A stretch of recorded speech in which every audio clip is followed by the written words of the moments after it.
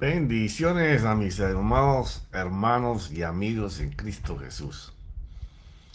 Bueno, estamos hablando sobre la vida en el Espíritu Santo, porque es bien importante para los tiempos en que estamos viviendo saber que estamos en la dispensación de Cristo, la palabra, el verbo de Dios, y ministrado por el Espíritu Santo. Porque ¿qué es lo que esto hace? Esto lo que hace es que el Señor Jesucristo pueda continuar su ministerio a través de ti y de mí, de todos nosotros. Pero para eso tenemos que ser conscientes vívidamente de que el Señor Jesucristo vive dentro de nosotros, que la total plenitud de la vida de Dios está con nosotros. Porque si nosotros no podemos recibir esto, es muy difícil que el Espíritu Santo y Cristo se manifieste con autoridad y poder. Porque de lo que se trata el Evangelio es que el Señor Jesús, a través de nosotros, manifieste su gloria. Por eso fue lo que le prometió a los discípulos en ese Evangelio de Juan, que siempre te recomiendo que lo estudies una y otra vez, lo pienses, lo medites, vuelvas y lo apliques y tomes parte por parte de cada versículo. Juan 14, 15, 16 y 17 del Evangelio es una cartilla abierta para que el Espíritu Santo y Cristo te enseñen la manera en que no solamente Él viene a nosotros, sino la manera en que se instala, de qué manera nosotros debemos de ser dóciles para que Él pueda manifestarse como el Señor Jesús en cada uno de nosotros. Porque sin lugar a dudas que estamos en tiempos de esa manifestación que ha sido a través de los siglos, en poca escala, en mediana escala, pero nunca ha sucedido que haya una manifestación del Espíritu Santo en todos los continentes al mismo tiempo. Y eso es lo que está pronto para venir. Porque cada vez el sistema de este mundo se va a colocar más difícil, más complicado. Todos los días habrá mucha más oposición a él, pero al tiempo, ahí es donde los hijos de Dios comenzarán a manifestarse delante de esa situación angustiosa que cada vez va a venir más sobre la tierra. Porque es necesario que venga para que se cumpla esa manifestación, de la cual Pablo habla en Romanos, que el mundo está expectante, deseando ver esa manifestación. Y eso es lo que está por venir en los próximos años. No sé si el mundo se vaya a acabar, no estoy hablando de eso. Estoy hablando de una cosecha de almas para el Señor, una cantidad de señales y milagros instalados en todo el mundo. Así como tú ves que cada vez hay tragedias más seguidas. Y ahora mismo estamos viendo terremotos por todos los lados y eso no quiere decir que se vaya a acabar el mundo.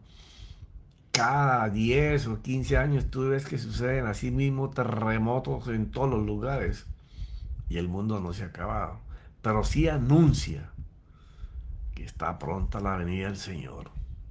Ya, entonces, una de las cosas va a ser esa manifestación.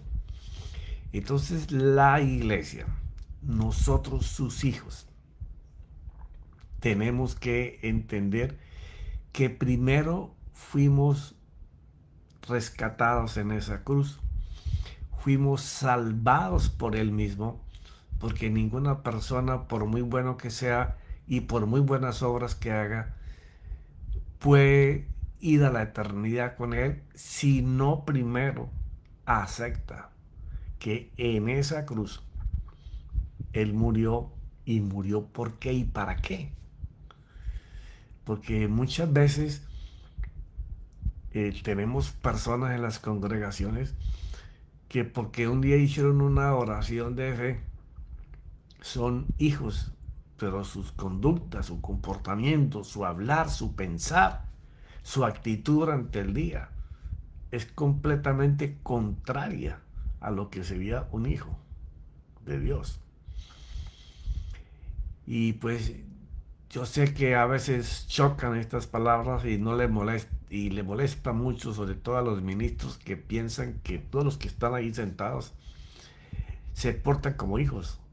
Y yo no estoy diciendo que sean perfectos.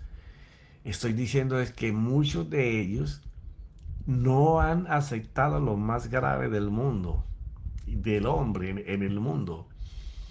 No es que tú te arrepientes de que en la enseñanza escuchaste que debías de perdonar o debías de cambiar tu manera de caminar en adulterio, en fornicación, en alcohol, en sexo, porque robo, bueno, en cualquier tipo de delito que se llame pecado. Y entonces esa persona se arrepiente de que le hizo daño a otras personas. Y entonces hasta puede llorar y puede ir y pedir perdón a toda esa gente. Pero ¿qué es lo que pasa? Que es que usted le hizo daño a otras personas, pero usted pecó contra Dios. Usted le hizo un gran dolor a Dios separándose de Él en el momento en que usted pecó o comenzó a pecar. Entonces, ese arrepentimiento genuino consiste en que usted pueda entender que en esa cruz, con esa muerte y ese derramamiento de sangre por nuestras vidas, Él te perdona los pecados, porque ninguna persona puede perdonar pecados, solamente lo hace Dios a través de su Hijo en la cruz. Y Él lo hace no solamente para extenderte misericordia, bondad y quitarte el pecado que te separa de Él. Entonces el entendimiento está en la confesión de fe que hacemos, que tú debes de entender que le hiciste daño a una persona, pero contra Dios, y eso se llama pecado. Entonces está bien que nos duela y nos arrepintamos de lo que le hicimos a las personas y le pidamos perdón, pero hay algo más importante. La otra mitad de ese pastel se llama que el pecado lo cometí contra Dios. Y que así como le hice daño a esa persona, también le hice daño al Señor en su corazón. Entonces es que tú entiendas eso y que digas, Señor, hoy me doy cuenta que yo le hice daño a las personas, a la sociedad, a la congregación, a la comunidad. Sí, le hice daño a ellos, pero pequé contra ti. Entonces ahora tus ojos en ese arrepentimiento genuino están levantados en decir, Señor, pequé contra ti. Y eso me separa de ti. Pero en la cruz tú lo haces no solo para liberarme, sino para acercarme a ti, y tus brazos están extendidos para perdonarme tú a mí. Entonces se pide ese perdón, se comienza a hablar con Dios, y entonces ese es un arrepentimiento genuino, entender la falta contra las personas que hemos cometido y el pecado contra Dios.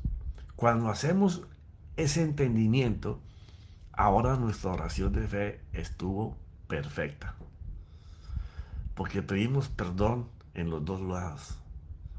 Entonces, ese es el arrepentimiento que Dios espera y es lo que nos acerca a Él. Porque Por mucho tiempo tú puedes vivir libre de que tú perdonaste a las personas y tú sientes que ya tú arreglaste las cosas con Dios. Pero cuando tú comienzas a ver tu vida, hay una cantidad de cosas que se repiten y sobre todo en la parte de la mente, en la conciencia constantemente te puede estar trayendo, va a los archivos de tu memoria y te trae los pensamientos del ayer para hoy acusarte. Y ese tipo de ataques, no es que el diablo me ataca, no, ya los fue vencido en la cruz. Tienes que aprender que cada vez que un pensamiento de tu memoria, de tu pasado viene, hay que entregárselo a Cristo, como dice Pablo en Corintios 10, segunda. Ya, llevarle ese pensamiento al Señor para que Él lo sujete, lo aprisione, Él no se va a borrar de tu mente, pero no te va a atormentar. ¿Por qué? Porque esa comunicación que aprendiste a hacer en ese arrepentimiento genuino con Dios es lo que hace que sigamos en el siguiente paso de lo que es un hijo de Dios, que es entrar a su reino. Y cuando entramos a su reino es para que Él continúe el ministerio de su gracia en medio de todas las personas que nosotros caminamos haciendo las mismas cosas que él hacía en su ministerio según la necesidad de las personas que se nos presenten. Ahí es donde usted ve un nacido de nuevo. ¿Ya? Es muy fácil identificar a un nacido de nuevo por la manera en que habla, porque enseña lo que escucha y de quién lo escucha. Y entonces tiene esa autoridad, tiene ese denuedo para permitirle hablar a él.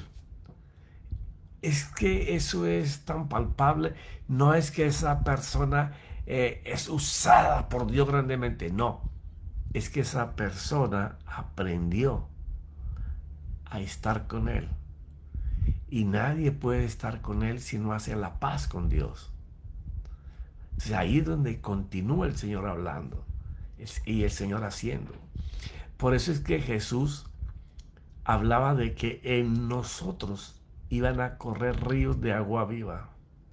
Y estos ríos que van a correr de nosotros es para beneficios de otros. Como te lo he dicho tantas veces, el, la fe en nosotros y la manifestación del Espíritu, como lo hizo el Señor Jesús, va a ser en la mayoría de las veces para beneficio de las personas que tienen la necesidad, que se presentan delante de nosotros, e igualmente en las nuestras. Y esto es lo que el Señor hablaba que sucedería cuando el Espíritu Santo se derramara en nosotros y tomara el control de nuestras vidas. Y Él lo dice en la palabra, ahí en el Evangelio de Juan 7, 38, 39, habla de esos ríos que iban a correr. Si un río fluye de ti, no es para ti, fluye de ti, es para otros.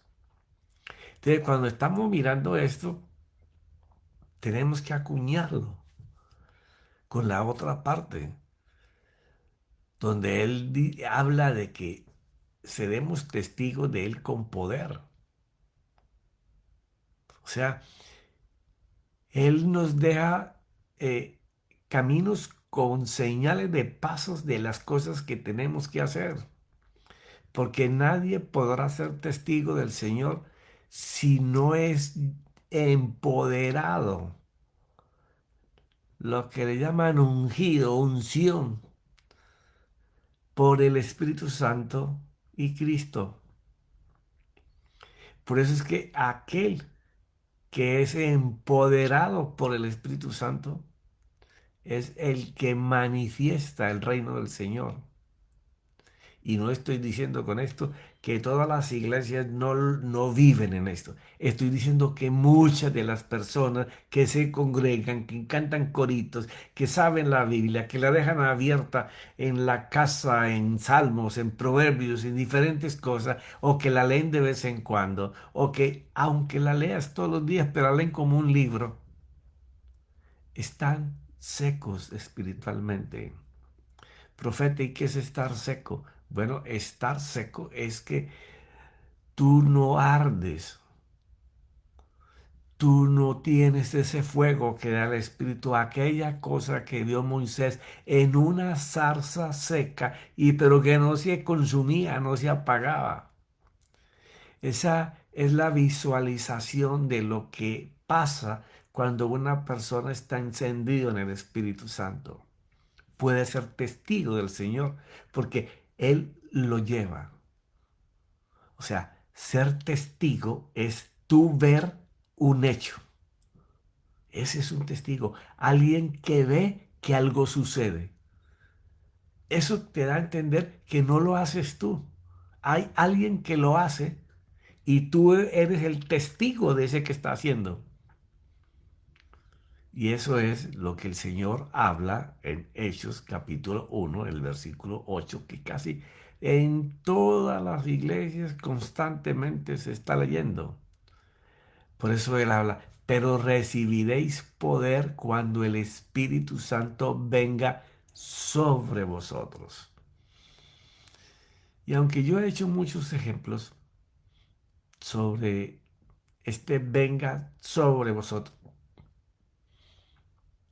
lo he hecho con agua, lo he hecho con ramas encendidas, lo he hecho con muchas cosas, de la manera más fácil que se pueda comprender visiblemente, que es una de las cosas que el Señor Jesús siempre hizo y dejaba una gran marca con cada cosa que él hacía de esta forma. Pero cuando hablamos de que Él venga sobre nosotros, estamos hablando de que tengamos esa presencia corporal manifestada a través de nosotros. Que Él llega a nosotros no solo para estar a nuestro lado, como cuando hablamos de la venida del Señor de nuevo y hablamos de la parusia del griego, que Él viene físicamente. Pero aquí cuando hablamos del Espíritu Santo,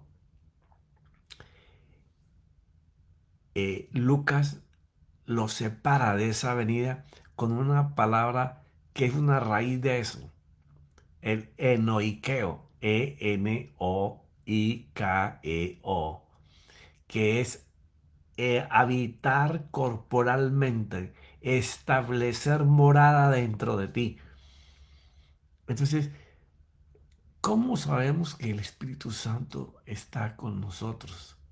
Porque si Él viene a nosotros y se va a instalar, va a ser una habitación constante, es no solo tener esa, esa paz interior que da cuando el Señor está en nosotros actuando, sino que nos da eh, ese agudo oído interior para poder escuchar dentro de nosotros mismos, ni siquiera de afuera, aunque muchas veces nos habla de afuera. Eh, las palabras que Él nos dice para que digamos o hagamos cosas. Entonces es cuando en esa vida de relación que te digo se forma desde el principio de que reconocemos que le hicimos daño al corazón de Dios cuando pecamos. Y ahí empieza esa comunicación de hijo, padre, padre, hijo, en donde nos va a enseñar cómo nos habla, nos va a enseñar las cosas que antes posiblemente no le ponían mucho cuidado, pero que ahora le va a poner mucho cuidado, cómo se van hilando unas con otras, y vas a encontrar que sí Dios nos ha hablado, que sí Dios nos ha usado para hacer cosas aunque antes no las habías notado. Y aquel que las puede vivir, que vive, que Dios lo usa para dar esperanza, para dar una palabra de confianza a una persona, para levantar con ánimo a alguien que está abatido, o para sanar a un enfermo, o para hacer una señal. Porque sí, yo he sido testigo de señales del Señor y de sanidades y de palabras de fe, de confianza, de esperanza, de resurrección, de restauración. Entonces, todas estas cosas van formando dentro de nosotros ese empoderamiento para poder llevarlo a Él para que Él haga. Entonces, dice el Señor, cuando ese empoderamiento esté en nosotros, me seréis testigos en Jerusalén y en toda Judea y Samaria hasta los confines de la tierra. Bueno, no vivimos en Israel ni en esas ciudades, pero tienes que ponerle la ciudad donde tú vives, el país donde tú vives. Tenemos que estar en la mayor misión que es el reino de Dios, que es llevarlo a Él, estar siempre pendiente de cada día cuando nos levantemos, Señor, úsame hoy. Yo no sé qué tú vas a hacer, pero Señor, permíteme que yo te escuche y te lleve a donde tú quieres ir para que tú hagas. Sí, porque cuando nosotros aprendemos que Él vive dentro de nosotros, entendemos también que el que hace las cosas es Él. Por eso cuando Pedro y Juan levantaron al cojo ahí en la entrada del templo, cuando el templo todavía está levantado, claro, que todo el pueblo se levantó maravillado viéndolos a ellos. Esperen, esperen, no somos nosotros, es el que está dentro de nosotros el que lo ha hecho. Por eso cuando hablamos del poder de ahí en Hechos 1:8, el apóstol Lucas usa la palabra neumati, que es Pneumati, que significa cuando Dios imparte el aliento de vida divina. Que eso una vez que está en nosotros, tiene todo el poder, la autoridad para sujetar, para crear, para restaurar, para dar vida, para sanar, para proveer. Todo para que la gloria de Él sea vista. Nota lo siguiente. ¿Por qué este tema es tan importante? Y le he pedido al Señor que no se me convierta esto en una doctrina más, sino en que yo sea capaz de permitirle que Él pueda explicar de tal manera que todos puedan entender cómo Él vive, cómo Él actúa, cómo nos habla y cómo hace.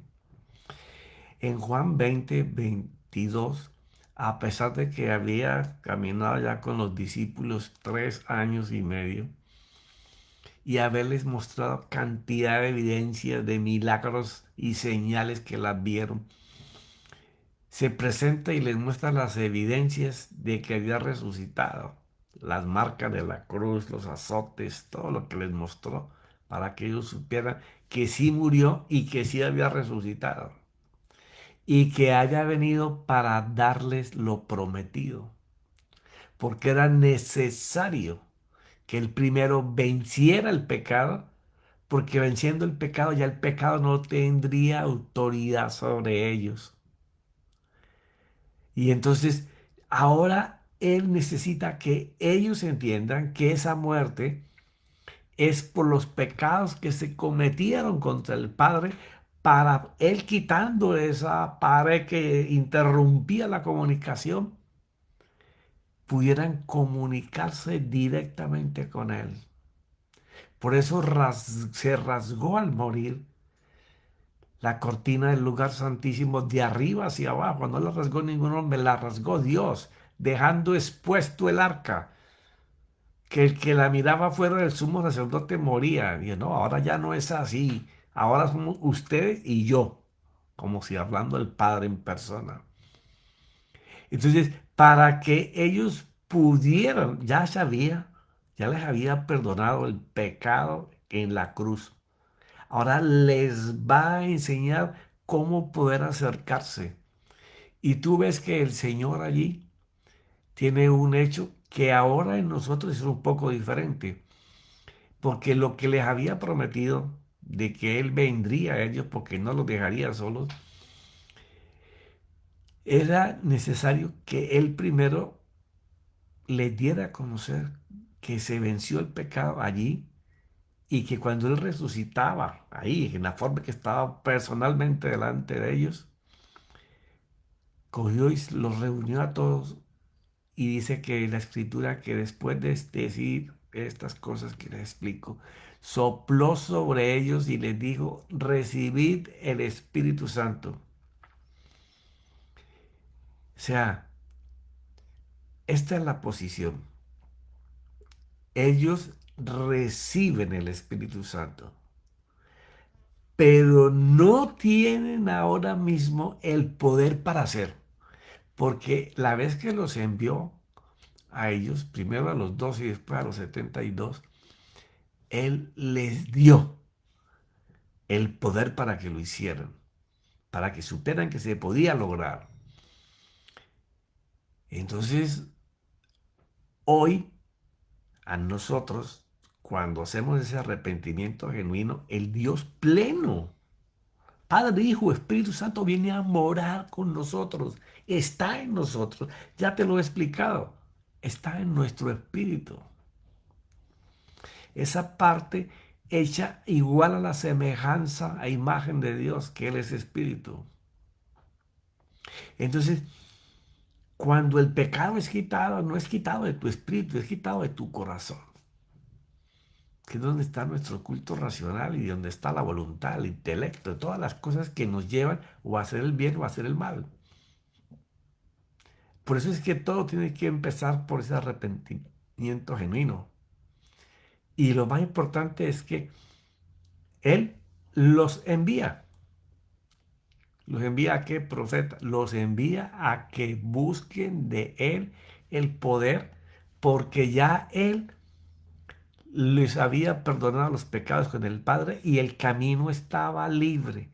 Era que fueran a clamarle al Espíritu Santo, a buscarlo de Él, pero ya personalmente, para que si estaba en ellos, porque se los había soplado, ellos desearan que Él los usara para manifestarse. Por eso es que nuestra confesión debe de ser constante. Señor, no permitas que parte de este mundo sin manifestar tu gloria, por la cual tú me rescataste, Señor. Podemos estar separados o muertos a tu gloria o ser llamas de fuego en tu mano. Poder mostrar ese poder que tú tienes. Para lo cual, Señor, ayúdanos para que nosotros seamos realmente esas personas, hijos de Dios, que saben que portan al Dios de la gloria, al Dios creador todopoderoso, para que Él haga conforme Él quiera en nosotros. ¿Sabe qué nos va a decir? Ok, vamos a hacer eso, pero tienes que ir muriendo, tienes que ir crucificando al hombre que tiene los deseos solamente puestos en alcanzar las cosas de este mundo.